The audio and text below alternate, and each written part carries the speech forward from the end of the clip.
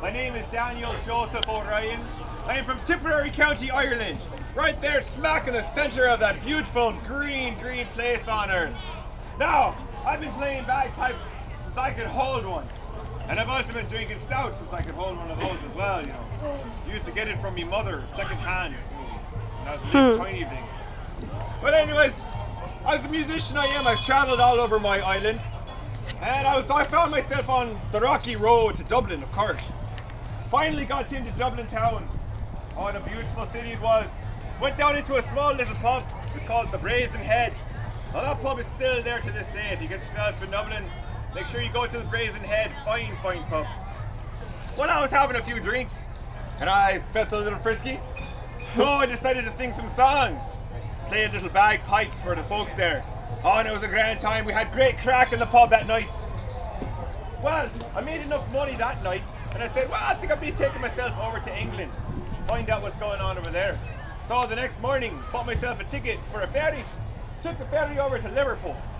Now, when I got off the boat in Liverpool, there was all these kinds of bugs all over the place. Big black bugs like that. The locals called them beetles. And I said, beetles in Liverpool. And I just crushed them, you know what I mean? That evening I went to a pub, had a drink, had another drink, had a few more pints, and then I was feeling a bit frisky, you know. So I started singing me old songs, playing some pipes. Well, the boys in Liverpool didn't like it all that much. So they started throwing things at me, pieces of old mouldy bread and vegetables. So I did anything a good Irishman would do. I picked up my bagpipes, I walked over to them and I started playing right in front of them, loudly. Well, the lads didn't take too kindly to that either.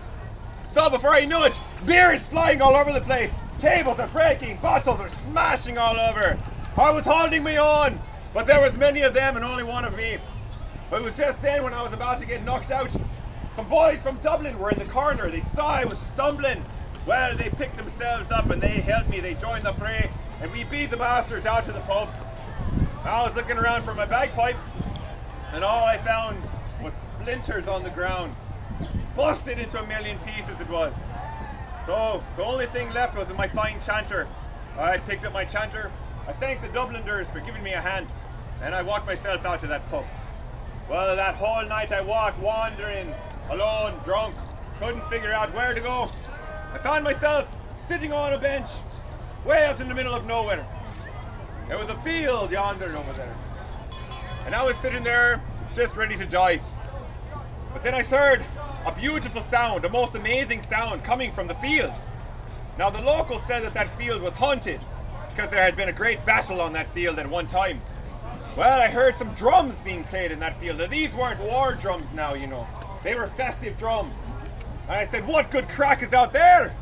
So I picked myself up, went out to that field, and there I saw 3 musicians all playing drums. And I said, well, I'm going to have to join this here band. So I picked out my chanter that was left over, and I started playing with them, and they welcomed me warmly with open arms. We had a nice little jam, and right halfway through that, a young lad from France, he seemed to me, came up, and he had the piper's favour on his belt. Well, I said, are you a piper? And he said, I am. Well, there was no pipes to be had. So we all scoured the battlefield, looking for instruments to play. Well, the drummers found plenty of instruments. And all of a sudden, underneath a large woolen cloak, we pulled it up, and there'd be 2 perfectly fine bagpipes. Well, myself picked one up, and the Frenchman picked himself one up, and we had ourselves a grand time. And we said, you know what we think?